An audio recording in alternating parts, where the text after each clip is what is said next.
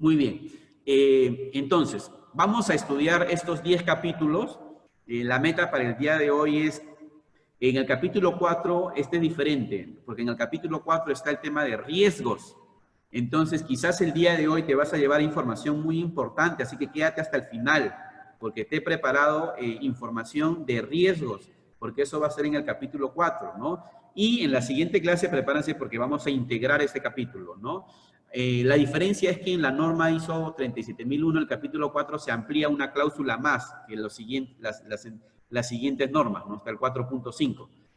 Y como toda norma, vamos a utilizar 3 palabras, y esto ya lo saben ustedes seguro por otros estándares: el puede, el debe y el debería, ¿no?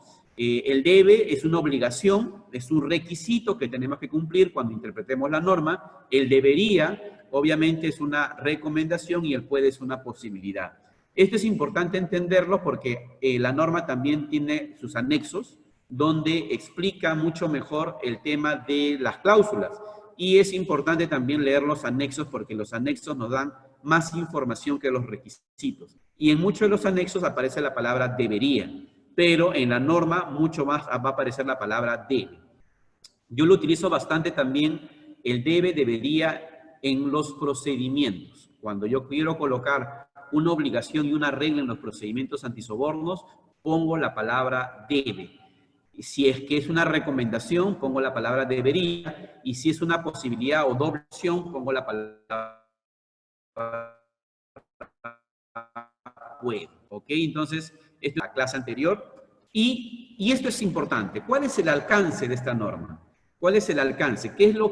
¿Cuál es lo que regula en la primera parte? La ISO 37001 va a abordar, se podría decir en resumen, estos 4 tipos de soborno, ¿no? Regula tanto el soborno, o sea, es aplicable tanto para empresas públicas, para empresas privadas o para organizaciones sin fines de lucro, ONGs, por ejemplo. O sea, no es una norma solamente para el Estado, a pesar de que, por ejemplo, en el país se ha habido y se ha promocionado varios organismos que han fomentado esta norma y que lo han certificado. Y dicho sea de paso, pues felicitar por el esfuerzo, ¿no?, que vienen haciendo.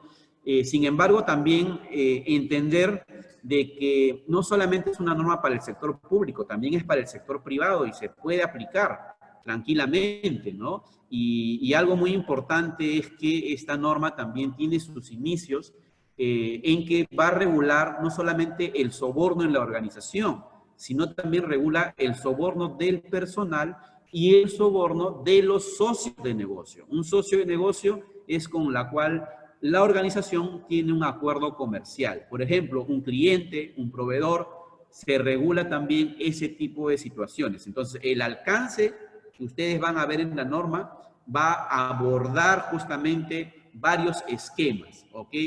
Pero antes de hablar de las cláusulas, tenemos que entender los conceptos, porque ya desde el inicio estamos comentando ustedes el tema del soborno, ¿no? Pero vamos ahora sí a entrar a la participación. ¿Qué es para ustedes el tema del soborno? O culturalmente, ¿cómo lo llaman normalmente? Y aquí es un poco abierto, ¿ya? O sea, ¿cómo normalmente ustedes piensan que, cuántas formas coloquialmente, porque acá la sensibilización debe ser práctica, antes de irme a la definición? ¿Cómo lo llaman coloquialmente? A ver, quiero la participación de todos ustedes. ¿Cuántas formas lo pueden llamar o encubrir la palabra sobornos? A ver. Ahí Zaira dice coima, claro, ¿no? Bien conocido. Aceitar, ¿no? Bien, la aceitar, la propina, dice Gianmarcos, ¿no? Jorge, la propina, dice, ¿no? El cariño, dice.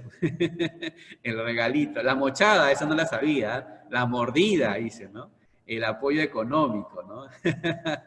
Miren, a ustedes ya, mira, culturalmente como el cariñito, dice Pablo Montal, ¿no? La gaseosa, dice, ¿no? Entonces, la repartija, ¿no? Miren, culturalmente a veces cuando nosotros hacemos, y esto le quiero comentar, somos queremos propiciar un lenguaje sencillo para los trabajadores. ¿Por qué? Porque muchos de los que están acá van a tener que trasladar esta capacitación en sus empresas. y soy de las personas que no me gusta hacerlo muy técnico cuando se trata de personas que tienen que entenderlo de forma simple. Y como ustedes saben, tenemos ese lenguaje ya conocido de cómo justamente podría entenderse ese tema, y a veces es encubierto con estas palabras que ustedes dicen, ¿no? La propina, el diezmo, el presente, el cariñito, y obviamente hay que estar alerta, obviamente, a este tipo ya de situaciones, ¿no? Yo me acuerdo, creo que en la sala también están presentes, por un tema de confidencialidad no voy a decir el nombre, pero estoy asesorando ya, estoy seguro que ya desde el año pasado hemos asesorado a empresas, y este año tenemos, a pesar del tema de la pandemia, una organización que quiero bastante en el tema de telecomunicaciones, y es una de las organizaciones que está liderando desde la alta dirección el tema del sistema de gestión antisoborno. Y yo recuerdo mucho que con ellos hice, por ejemplo, un taller que se llama el taller de Juega Limpio. Así se llama el taller de Juega Limpio. En el taller de Juega Limpio reunimos a todos los trabajadores, y comenzamos un poco la sensibilización para que ellos entiendan un poco el mensaje de una manera simple. Y se hizo una serie de juegos lúdicos para que ellos vean en qué situaciones comunes en el día a día el trabajador puede estar expuesto a este tipo de prácticas, ¿no? Y obviamente lo interesante que salió de ese taller es que las personas son conscientes, pero hasta que no entienden el riesgo a lo que puedan estar involucrados, pues se detienen, ¿no? Entonces, luego de ese taller, la verdad es que salió bastante reforzado la cultura, pero justamente propició primero la participación de las personas. Este tipo de sistemas de gestión, como los otros sistemas, deberían conllevar que las personas participen dentro de la propuesta y dentro del concepto del modelo de gestión que se va creando. Entonces, habrá situaciones o contextos donde los nombres son distintos. Quiero llegar a eso. Los nombres son distintos. Y el lenguaje de comunicación o la toma de conciencia debería ir ajustándose a ese lenguaje cultural. Y eso lo vamos a ver en el contexto. ¿Cómo define la norma? Y tómenle una foto, tómenle una captura. ¿Cómo define la norma el concepto de la definición de sobornos? Este es el concepto. Oferta, promesa, entrega, aceptación o solicitud de una ventaja indebida de cualquier valor, ojo, anoten, ya sea financiera o no financiera. ¿Qué quiere decir? Que no necesariamente el tema del soborno es básicamente el tema del dinero. Esa oferta, esa promesa, esa aceptación o esa solicitud puede ser una ventaja indebida de cualquier valor, de naturaleza financiera o de naturaleza no financiera. A ver, chicos, ¿qué es lo que se le viene a la mente cuando me pueden dar ejemplos de naturaleza no financiera? Un soborno de naturaleza no financiera. A ver, ¿qué es lo que se le podría venir a la mente? A ver.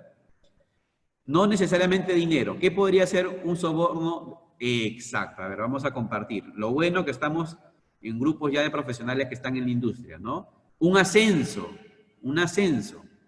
No te están dando un dinero, te están promoviendo un ascenso, ¿no? Te están promoviendo un ascenso. A ver, hay a veces situaciones bastante escondidas en el tema del soborno y necesitas bastante inteligencia, se podría decir, o experiencia para reconocer la práctica. Por ejemplo, yo hace 2 meses, tuvo un tema de un concurso y era una entidad donde la entidad me dice, Alex, mira, la capacitación lo vamos a hacer contigo. No, perdón, la consultoría lo vamos a hacer contigo, me dice. ¿Ya? Porque ya hemos visto tu propuesta, tu experiencia, tus certificados de acreditación IRCA, todo tu legajo, y tú eres la persona que nos tienes que dar la capacitación. ¿Ya? Pero, Alex, un favor, me dice, ¿no?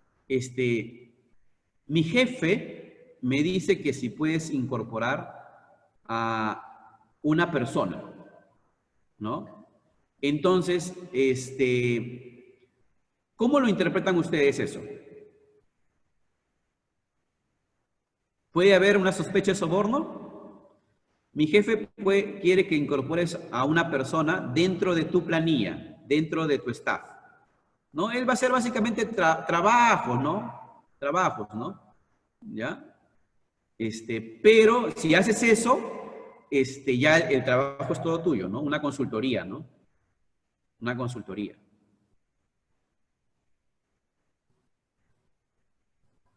Correcto, ¿no? O sea, no te está diciendo la influencia financiera de manera directa, pero te está diciendo que al tú pagar a ese personal, posiblemente ese dinero llegue a un acuerdo con esa persona, ¿no? Es un tráfico de influencias, es una sospecha que puede ser usado justamente de manera ilícita también, ¿no? Entonces, a veces el tema del soborno no es tan fácil de reconocer de una manera directa y está escondido en algunas prácticas. Y eso es importante de reconocer para poder tomar conciencia, para poder tomar y entender un poco a qué nos estamos exponiendo, ¿no?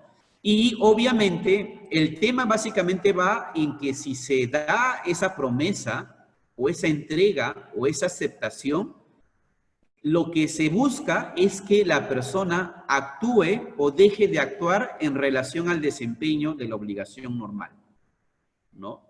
En relación al desempeño de la obligación normal. Entonces, no se preocupen que esto vamos a ponerle más ejemplo, ¿ya? En diferentes procesos. He preparado una información realmente de acuerdo a la industria, ¿no? No me gusta poner ejemplos que no son reales de la industria, ¿no?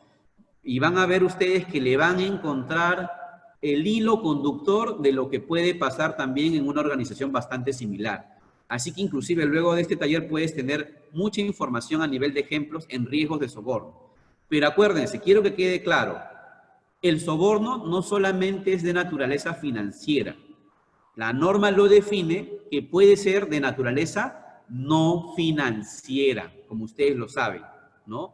Y eso es muy importante de reconocer. Y ahora, este gráfico nos va a aclarar un poquito más el tema. Y esto es un poco un resumen que he podido hacer del tiempo que he podido estar trabajando en los modelos de prevención. Y yo le llamo el pentágono del soborno, ¿ya? Así se va a llamar, el pentágono del soborno. Son 5 temas, 5 puntos por las cuales el riesgo de soborno en una organización se incrementa, ¿ya? En el nivel 1 vimos el pentágono del soborno en las personas. En este momento vamos a ver el pentágono del soborno en las organizaciones. Primero, el riesgo de soborno se incrementa cuando tenemos un inadecuado proceso de evaluación de riesgos. He tenido situaciones donde he podido ir a auditar la norma y me han presentado, Alex, solamente tengo un riesgo de soborno, me dice, ¿no? ¿No? Un riesgo de soborno, ¿no? Y todavía era un riesgo de soborno bastante general. O sea, uno se daba cuenta que podía haber otras situaciones que podían haber analizado, ¿no? ¿No? Y organizaciones, obviamente, que están invirtiendo en este tema. Inadecuado proceso de evaluación de riesgo es también cuando todo lo quiere hacer, por ejemplo, el oficial de cumplimiento o el consultor, sin involucrar la participación de las personas. Cuando yo, por ejemplo, hago el tema de las matrices de riesgo, lo que hago es un taller en donde las personas colocan, ahora cuando es virtual, por ejemplo, vamos a hacer ese taller aquí con la sala de chat y ustedes van a participar. Y ese insumo, para mí, lo retroalimento en la matriz. Un punto clave para tener un proceso de evaluación de riesgo real a la organización es que las personas participen. Entonces, un inadecuado proceso de evaluación de riesgo es cuando no damos la mirada general, ¿no? Y solamente queremos hacer lo mínimo y necesario. Es como la matriz HIPER, por ejemplo, ¿no? Nos pasa también. Pero aquí, básicamente, si hacemos análisis bastante suave de los riesgos de soborno, es muy posible que perdamos el hilo conductor en el capítulo 8. Entonces, punto importante de donde parte este sistema es que realmente hagamos un buen análisis de los riesgos de soborno, del contexto de la organización, de las partes interesadas, de los procesos que tiene la organización. Otro punto importante, cuando en el proceso de implementación del modelo de prevención está ausente, y eso es el punto 5, o simplemente no hay un proceso de due diligence cuando se realizan las transacciones con los socios de negocio, las transacciones comerciales con los socios de negocio. ¿Esto qué quiere decir? A veces hacemos, y esto lo vamos a explicar en el capítulo 8, hacemos una evaluación de riesgo inicial, pero no ahondamos en una segunda evaluación para realmente identificar si un socio de negocio realmente está expuesto a un riesgo de soborno. Y con esto les voy a compartir una experiencia, ¿no? El año pasado me acuerdo que me llegó un correo de un gobierno regional y me dice, ¿no? Un correo me dice, Alex, me gustaría implementar la 37001, ¿no? Me gustaría implementar la 37001, ¿no? Mándame una cotización, tu propuesta, me dice. Ok, le digo, ¿no? Entonces, cuando nosotros tenemos un proceso de due diligence, que es una investigación, comenzamos primero, no voy a adelantarles todo el due diligence, pero voy a compartirle un poco la parte con la cual se interpreta este tema. Parte del proceso es que nosotros, por ejemplo, lo primero que hacemos es le enviamos una ficha de servicio, una ficha de datos. Y en esa ficha de datos pedimos que nos escriban quién es la empresa, cuál es su RU, quién es el representante legal, quién es, la dirección y una serie de información. Ellos lo completan y viene nuestro proceso de due diligence, que es la investigación nivel 2. Y comenzamos. Lo primero que hacemos es si la empresa está formal, registrada, una serie de pasos. Pero un punto importante de la investigación es googlear y revisar en algunos sistemas de información al representante legal. Justo el que nos estaba pidiendo la consultoría en ISO 37. Y no saben qué descubrí. Estaba pidiendo una consultoría en 37 y no saben qué descubrí. ¿Qué cosa creen que descubrí en ese due diligence? O una investigación. Lo vamos a explicar más adelante. Vamos a llamarlo ahorita debida diligencia se interpreta. Vamos a llamarlo una segunda evaluación de riesgo por el momento, ¿ya? Pero ¿qué piensan que descubrí en ese proceso de hacer una investigación a ese cliente para ver si realmente le presento una propuesta? Por ahí va. Estaba investigado en procesos no solamente de soborno, sino también de corrupción, ¿no? Y estaba investigado. Y había denuncias. Y justamente quería esa norma para poder blindarse, ¿no? Entonces, mira cómo nace este tema y le pierde el espíritu. Le pierde el espíritu a esta norma tan bonita que nace para fomentar la cultura de integridad, ¿no? Entonces, si la organización no entiende realmente que los procesos de debida diligencia es parte fundamental del proceso de reducción de los riesgos de soborno, van a ser algo bastante básicos. En el capítulo 8 vamos a profundizar este tema y también lo vamos a ver en parte del capítulo 7, ¿ok? Pero la debida diligencia tiene muchos factores que dependiendo a quién lo hagas puede cambiar. Es muy importante entonces ese tema. Eso hace también que el riesgo de soborno, si yo rápidamente para mí es la parte comercial y digo, ¿sabes qué? Le digo a mi equipo comercial, Vivian, en este momento cotízame una propuesta, ¿no? Envíale, tenemos que ganar la propuesta. Eso significa que me estoy priorizando la rapidez, la calidad, que no está mal, por ISO 9001, pero no tengo mi sistema de prevención. Entonces, al incorporar 37001, es una herramienta más que me permite a mí decidir efectivamente no solamente el riesgo para la marca, sino también a qué me estoy exponiendo en ese proceso de licitación. Y es por eso que hoy por hoy muchas organizaciones y el Estado solicita que las empresas estén certificadas en ISO 37001. Muchas empresas están certificadas en ISO 37001. Y obviamente, más que todo en el sector construcción, ha salido las bases de la OCE, como ustedes saben, donde piden, pues, obviamente, este tipo de certificaciones. Pero no solamente hay que ver la certificación, sino el trabajo que se hace para obtener este tema. Y eso es muy importante, ¿no?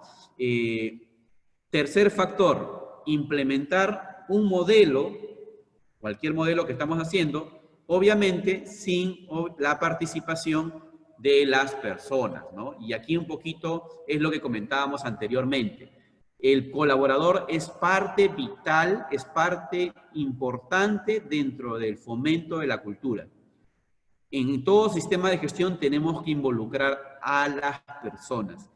Y un cuarto valor que es, aquí es clave el proceso de recursos humanos. Es clave el proceso de recursos humanos. Se incrementa el riesgo de soborno cuando tenemos procesos que selecciona personal sin una correcta evaluación de riesgos. Nuevamente, estamos hablando posiblemente de una debida diligencia. Y aquí, obviamente, hay organizaciones que tienen un estándar básicamente para cumplir con la ISO 37 o van mucho más allá. Hoy por hoy, inclusive, pues están organizaciones donde contratan hasta empresas terceras solamente para saber, por ejemplo, de dónde viene la persona, con quiénes ha trabajado antes, qué reputación tienen las redes sociales. Señores, hoy por hoy hay empresas pues que ven justamente todo eso en los procesos, no solamente de selección, de ascenso. Entonces, cuidado con lo que colocas en las redes, cuidado con lo que colocas también en tus redes de LinkedIn, en tu red. No digo que no sea información, o sea, cuidado, ¿no? Entonces, a lo que voy es, ¿no? Imagínense, estas empresas y estas organizaciones cuidan mucho la marca, cuidan mucho la reputación y seleccionan y hacen todo un proceso de con qué personas trabajan. En este punto yo les voy a mostrar un poco una metodología que tenemos en el 7.2 de cómo hacemos el proceso de due diligence para el tema del personal, para el personal crítico, de riesgo por encima de lo bajo, ¿ok? Así que atentos en el capítulo 7. Y finalmente, el quinto factor es cuando la gerencia no participa. Esto me hizo recordar también a una organización donde el gerente aprobaba la propuesta comercial, el gerente también era el que revisaba una serie de políticas de pagos, pero él no tenía ningún riesgo antisoborno, ¿eh? Él estaba limpio, era riesgo bajo. Le había puesto, creo que riesgo medio alto al supervisor de seguridad y salud. Imagínense, en ISO 37, ¿ah? En ISO 37, ¿no? Entonces, ¿y por qué se puso riesgo bajo? Porque no quería estar en la auditoría interna, en la auditoría externa. Entonces, ahí no hay liderazgo, pues, ¿no? Cuando no hay liderazgo, esto no camina. Estos sistemas de gestión son comandados por la alta dirección. Siempre, cualquier sistema de gestión son comandados por la alta dirección. Es el que debe fomentar la cultura de integridad justamente en estos sistemas. Muy bien, señores, ¿qué les pareció este pentágono? ¿Le han tomado fotos? Muy bien. ¿Cuál es el primero?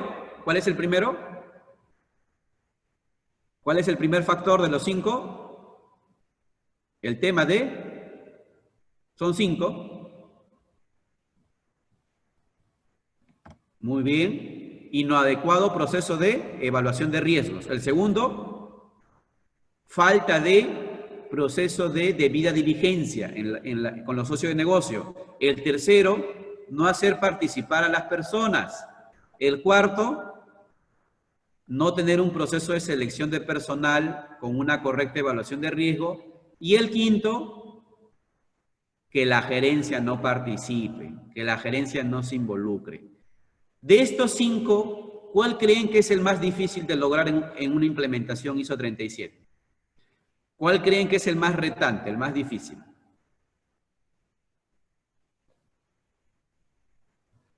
El 5, por eso lo puse ahí. Por eso lo puse ahí. Está estratégicamente orientado 1, 2, 3, 4, 5, ¿no? Por eso lo puse ahí. ¿Por qué? Porque donde manda capitán no manda marinero. Imagínense que la gerencia es la que está metida en este tipo de prácticas. ¿Qué vas a poder hacer? ¿No? Si tú eres el oficial de cumplimiento o eres el responsable de sí, ¿no? Entonces, es la gerencia la que tiene que estar metida dentro de este tema. Y los primeros, tanto el 1, el 2, el 3 y el 4, lo vamos a trabajar con el modelo de prevención de la ISO 37001. Muy bien, señores. Entonces, esta pirámide, este pentágono, vamos a guardarlo. Tomen nota de esta gráfica, porque esta gráfica les va a ayudar bastante a entender un poco cómo es el circuito, y yo le llamo justamente el triángulo, más que un triángulo, ¿no? Es una gráfica que me permite ver cómo se da el soborno entre organizaciones y personas. Y son 3 componentes. Si ustedes entienden este gráfico, que es bien simple, el proceso de evaluación de riesgos le va a ser muy fácil. Siempre va a haber el sobornador, el sobornado y el soborno, 3 factores que tienen que estar presentes dentro del proceso de análisis de riesgos, dentro del proceso de entendimiento de cómo deberíamos hacer este tipo de modelos. 3 factores: el sobornador, el soborno y el sobornado, ¿no? Obviamente, estos 3 factores lo vamos a ir practicando dentro del proceso del análisis de la norma.